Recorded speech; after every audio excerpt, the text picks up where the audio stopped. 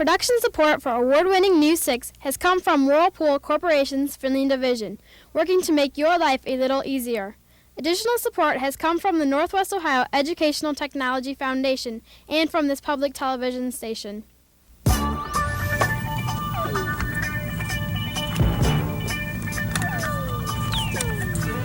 Hi, I'm Nikki Marshall. And I'm Joy Fraley. And we're from Bluffton Elementary School, Bluffton, Ohio. And this week on News 6, we're going to learn about the school's typing program. We're going to hear a lady play her bagpipes. And we're going to learn about gliding through the skies.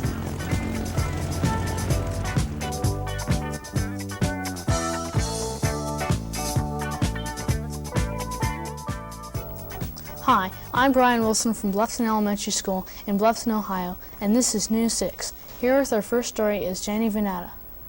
Every school morning between 8:30 and noon, small groups of students take part in our school typing program. Principal Eb Thompson told us all about it. There is a new program at the Bluffton Elementary School. This program teaches the students about typing and word processing and to prepare them for the future computer instruction. Mr. Thompson, who decided it was a good idea for the students to have this program? We have been concerned for several years about how to teach computer. So it was really a joint effort of the staff finding a way to teach keyboarding and computer to the students. How long has this program been going on? We started last fall, but we really didn't get into having a solid schedule until December. What kinds of things are the students taught? Well, we have been struggling with how to teach keyboarding for some time, and it wasn't until we decided to use parent volunteers, use a separate room with a few computers, and allowing students to work in each level that we really got going. And the next thing we also did was we set up an incentive program where we said, when you master the home row key, you will get a lesson on the word processing, in word processing, and get a printout from the printer. When you master the second row, then you get to write a report. And when you master the third row, you can be a member of the computer club.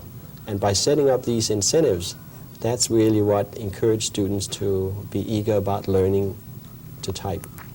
What are your plans for the future with this program? We would like to continue, maybe not in the same way, but we are hoping that we'll continue to have parent volunteers that are willing to help. That is really an essential part of it. We would like to expand it a little bit, but the main thing is that we should prepare students to be able to do word processing by the time they get into junior high. Mr. Thompson, thank you for telling us about our computer program.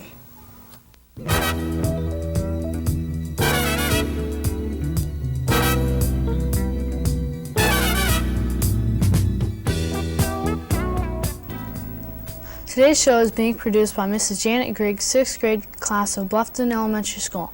Bluffton is located about 20 miles southwest of Findlay. The town was founded in 1861 and has a population of about 3,500. Located off I-75 is the central sales office of Grobe, a company that makes and sells gliders. The company has been in Bluffton for 5 years, and we stopped by to learn more about them. Mr. Setchwardy, what made you decide to come to Bluffton 5 years ago to make gliders? Well, we came to Bluffton for the reason of there was a ground for sale around an airport, and it also is in the center of the industry, of the automobile industry. And Grobe's main line of industry is the automotive. And so that's why we picked Bluffton. And the gliders are built in Germany. We are a sister company of Grobe from Germany. What's the difference between a glider and an airplane? The basic difference between a glider and an airplane is a glider doesn't have an engine, and an airplane does have an engine to launch itself. It also has a lot better glide on it. A Grobe glider has basically, this glider here has a 36-to-1 glide ratio, where a normal Cessna or Piper or something like that, its glide ratio is about 10-to-1. Is there one more kind of glider? Yeah, there's a lot of different types of gliders made by half a dozen different manufacturers.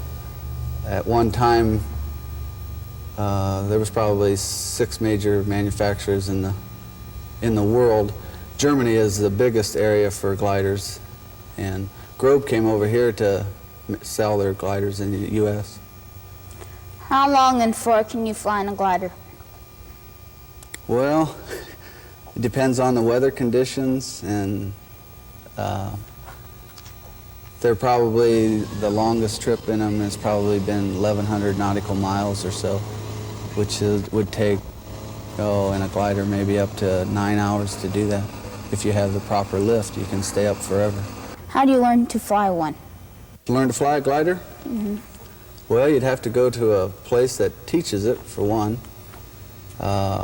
In the state of Ohio, we have Marion does it. There's a club down there in Marion, Ohio, and they have a Grobe like this, and you would have an instructor, and he would sit in the back seat, and you'd be in the front seat, and he would holler at you and shout at you and teach you how to fly this thing. Thank you, Mr. Setoldi, for talking about Grobe with us.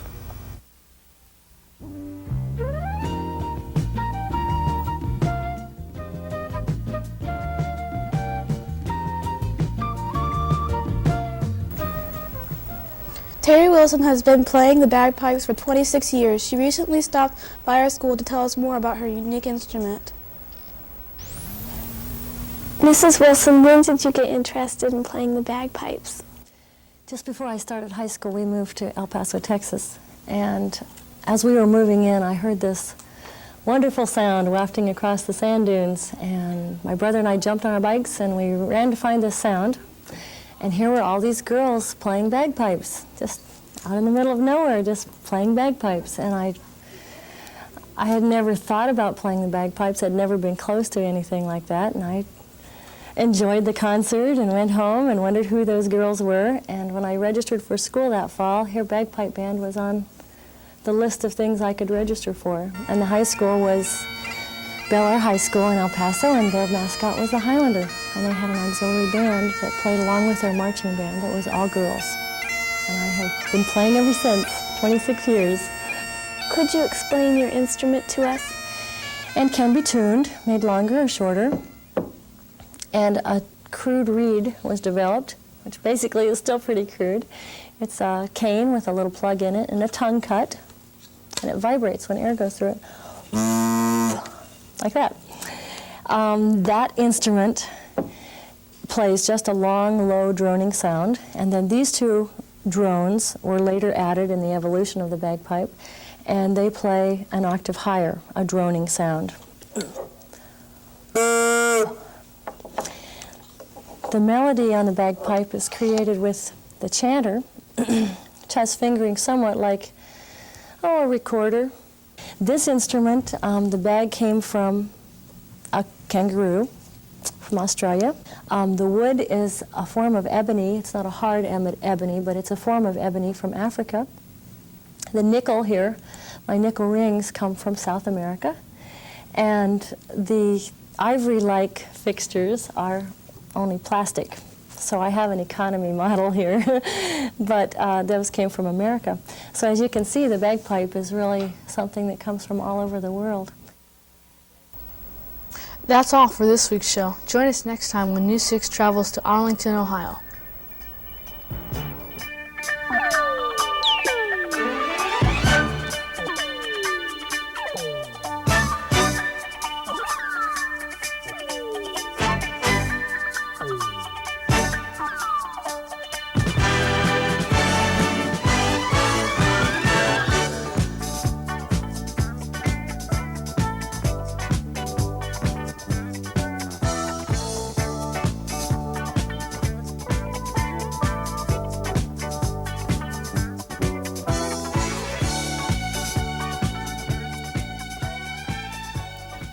Production support for award-winning News 6 has come from Whirlpool Corporation's Finley Division, working to make your life a little easier. Additional support has come from the Northwest Ohio Educational Technology Foundation and from this public television station.